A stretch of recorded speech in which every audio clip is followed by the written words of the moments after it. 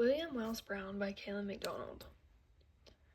William Wells Brown was a novelist, an abolitionist, and a playwright. He was born in 1814 in Lexington, Kentucky, and he died on November 6, 1884, in Chelsea, Massachusetts.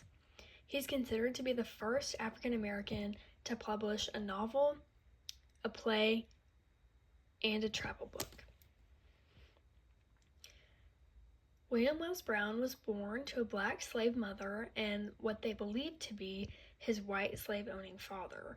He spent the first 20 years of his life in slavery, and he escaped in 1834 on New Year's Day. After his escape, William Wells Brown worked on a steamboat at Lake Erie, running fugitive slaves into Canada on the Underground Railroad. In summer of 1834, he met his wife, Elizabeth Spooner, and they had 3 daughters, but one of them died just a few months after her birth. 2 years after his marriage, William Wells Brown moved to Buffalo, New York. He regularly attended meetings of the Western New York Anti-Slavery Society, and he boarded anti-slavery lectures at his home, speaking at local abolitionist gatherings, and he traveled to Cuba and Haiti to investigate immigration possibilities. His first work was a travel book called 3 Years in Europe, which he published in 1952. His first novel was Clotel, or The President's Daughter, in 1853. Brown published his own narrative, which was called William W. Brown, a Fugitive Slave, written by himself, and it was an autobiography in which he told details of his escape and his time in slavery.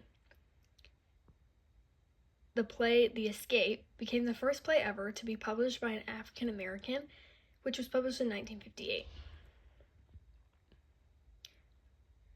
William Wells Brown traveled across Europe between 1849 and 1854. He delivered over 1,000 speeches, and he wrote the book 3 Years in Europe, Places I've Seen and People I've Met, which was a memoir of all of his experiences throughout his journey. William Wells Brown focused on many of his works on abolition and slavery. His novel Clotel, or The President's Daughter, is based on the suffering of slaves, and many of his works contain themes of slavery, race, and social injustice. Some of his written lines include a quote from his personal narrative that states, 13 years ago, I came to your door, a weary fugitive from chains and stripes. I was a stranger and you took me in.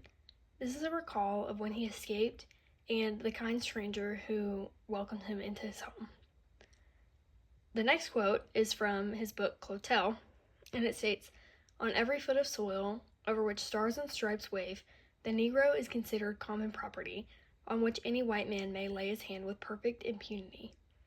This is a representation of how slaves were oppressed and treated like property, and this is a quote that he puts in his book that highlights that. His time abroad, he began a lecture tour of Britain in 1849, and he stayed abroad until 1844 for personal and political reasons, and he found the tour productive for writing his novels and his plays, and he enjoyed the support and social life within reform circles without the fear of the oppression of slavery. Some challenges that he faced was coping with the emotional turmoil of his marriage and his divorce, and the 1850 Fugitive Slave Law made returning to the United States dangerous for William, and that's part of the reason that he stayed overseas. Some British abolitionists were concerned for his safety while he was overseas in his return, and his freedom was bought by British supporters in 1854, and that's why he was allowed to return to the U.S. Some fun facts: he made several attempts to escape, but after many attempts, he succeeded on New Year's Day in 1834.